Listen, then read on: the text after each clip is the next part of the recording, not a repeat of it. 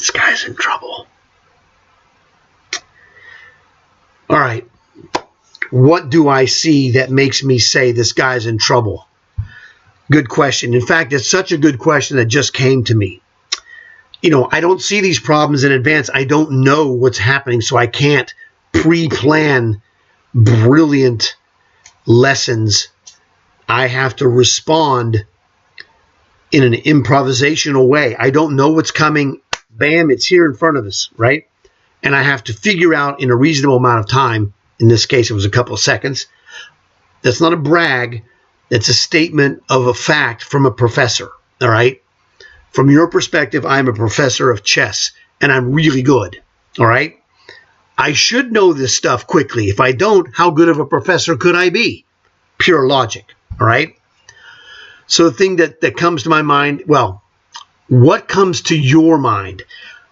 And obviously I can't hear you and then respond specifically, but I want you to look at this at least a minute and think what comes to your mind so that when I tell you what comes to my mind, you're going to go, I thought of that, and that's what I went with, great.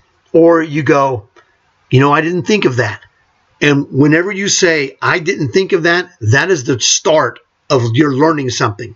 And that's what we're looking for. We're looking for the things you don't see so that you can see them and go, okay, I got it. I say that you learn chess one chess grain at a time, like a grain of sand.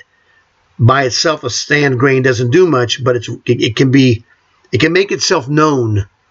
You feel it, and it's annoying. If it's inside of your clothing, it's really annoying. Anyway, we build chess knowledge one grain of chess at a time, and over time it becomes quite impressive, like what I'm doing for you. Anyway, so here's the answer.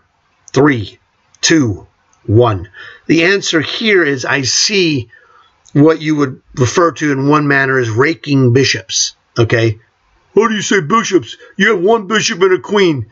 Well, in this case, the queen is making herself felt by this light squared, visually, this light square diagonal, this bishop on the dark square diagonal. Now, as my dad would say, what's the golden rule? What's he trying to do to me? We can't take this. We're okay. He can play rook takes rook. All right.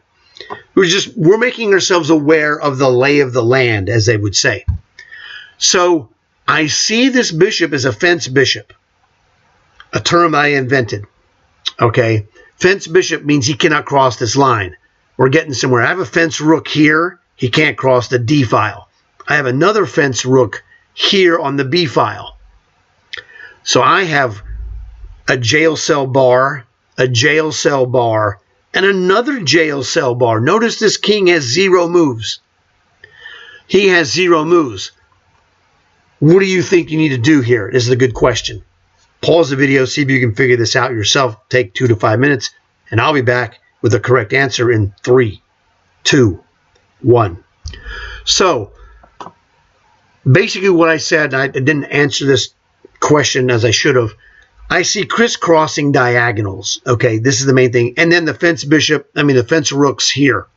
So if you got any of that, give yourself basically a point for the bishop diagonal, for the rook diagonal, another point, another one for this rook file, and another one for this queen. So there's 4 possible answers here that are all good. You got all 4 of them? Fantastic. If you didn't, now you're starting to see the sequence. So the thing that's really crushing is that, well, unfortunately, this doesn't do anything. I can't do anything with this queen. I can't do anything with this. I'd love to play this move, for example, because then the house starts getting cleaned, pretty basically. Check, king b8, rook takes c5, check from the bishop, queen takes bishop, queen takes queen. It's over. But this move, rook b1 to c7 check, winning is not a legal move.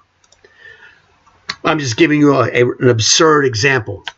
Now, my experience is 55 plus years. And so with that experience, there's things I have learned. And during this experience, I learned stuff like this. This is a destruction sacrifice. We're destroying the castle position. He has to take it. He can do two things. He can take it or he can resign. I'm okay either way. Took it. Now, surely you already know enough chess to see what's going on here.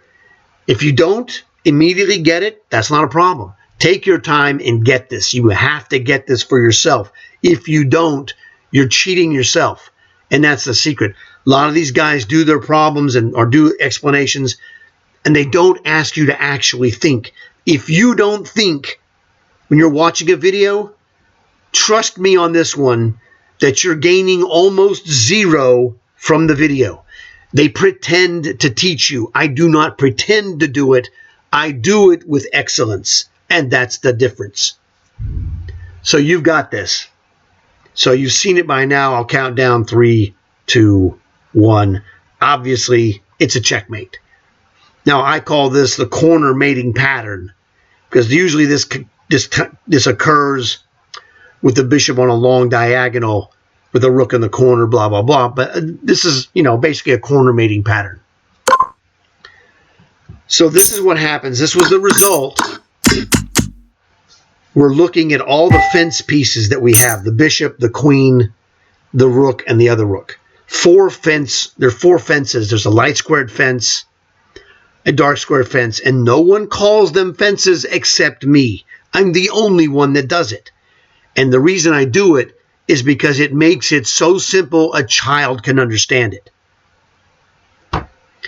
And it will accelerate your learning process, because you're like, oh, of course, dude. And so here I see all this. I don't have a way directly. Obviously, I didn't want to cheap shot you and say if I put rook here on b8, checkmate. All right?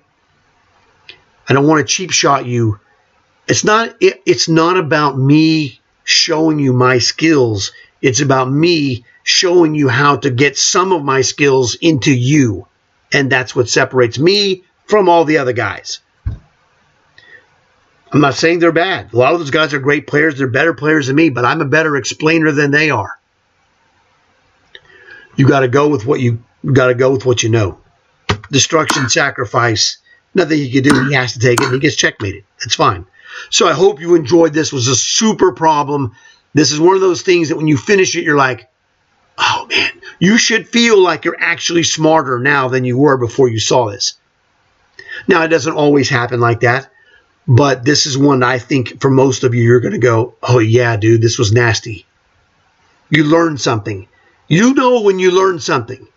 When you watch other videos, after you've seen this, you're going to go, well, that's all good info, but I didn't really learn anything because you didn't make me learn. They showed you something that's it's effective and correct. I'm not telling you they're not doing their job showing you accuracy. But you've got to know why you're doing it, and you've got to know, as a professor, how to show people the things that makes them go, oh, yes, I got it. There you go. Thanks for watching. I'll see you guys later.